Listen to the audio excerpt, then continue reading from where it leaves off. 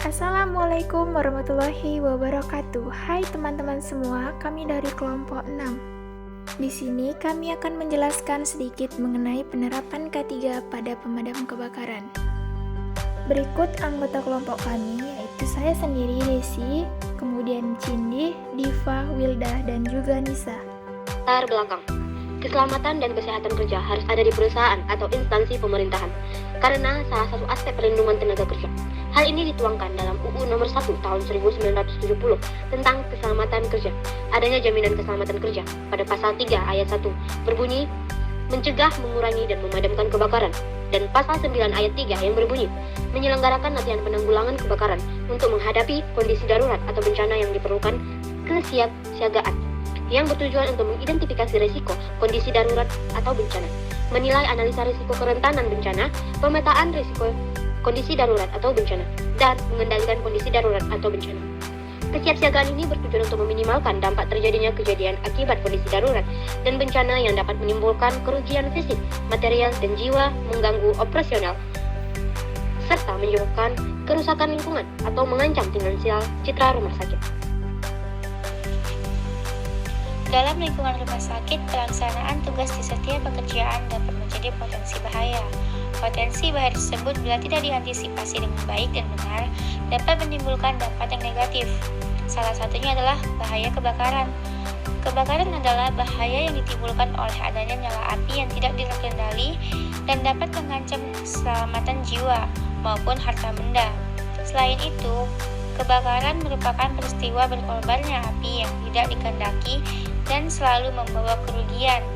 Kebakaran disebabkan oleh 3 faktor antara lain seperti faktor manusia seperti rendahnya keselamatan kerja, faktor teknis salah satu bahaya listrik, dan faktor alam atau bencana alam. Pada hari Senin 27 Juni 2022, pukul 15.30 WIB, kami kelompok 1 melaksanakan observasi pada UPT Kebakaran Wilayah 2 Sumatera Utara, tepatnya di Timbang Deli, Medan Amplas. Di sana, kami bertemu dengan salah satu kru dari pemadam kebakaran. Beliau adalah Bapak Hendra Firdaus sebagai Danru Wilayah 1 Medan Amplas. Kami melakukan wawancara seputaran K3 pada lingkungan Dinas Pemadam Kebakaran. Pak Hendra Firdaus mengatakan, pada Dinas Pemadam Kebakaran, pemeriksaan K3 secara sistematis dan berkala dilakukan paling tidak seminggu sekali, yaitu salah satunya dengan membersihkan seluruh APD yang dipakai oleh kru pemadam kebakaran. Untuk penerapan K3, belum 100% dilakukan. Penerapan K3 hanya seputaran 75%. Dalam hal meminimalisir kecelakaan yang terjadi, petugas terlebih dahulu menganalisis kecelakaan dan langkah apa saja yang akan dilakukan. Salah satunya yaitu Beving 800 dengan menggunakan oksigen. Dan apabila dalam suatu keadaan terjebak dalam ruangan yang berasap, maka yang pertama dilakukan yaitu temukan kain, lalu basahkan karena kain itu mengandung udara. Kita bisa melakukan penyelamatan diri, kemudian cari jalan keluar. Yang paling penting adalah jangan panik. Beliau juga mengatakan pada perusahaan besar diharuskan menyediakan pintu darurat untuk meminimalisir sesuatu hal yang bisa terjadi. Dan pada saat terjadi kebakaran, alat-alat perlengkapan yang mereka gunakan adalah APD, helm, sepatu bot, Beving 800, dan alat-alat penyelamatan yang sesuai dengan SOP yang ada pada Dinas Pemadam Kebakaran. Dan menurut Bapak Hendra, alat APD yang digunakan pada saat terjadi kebakaran belum dapat melindungi diri 100%, namun hanya 80% saja. Dan semua APD yang ada dipakai sudah merupakan standar dari pemadam kebakaran tersebut.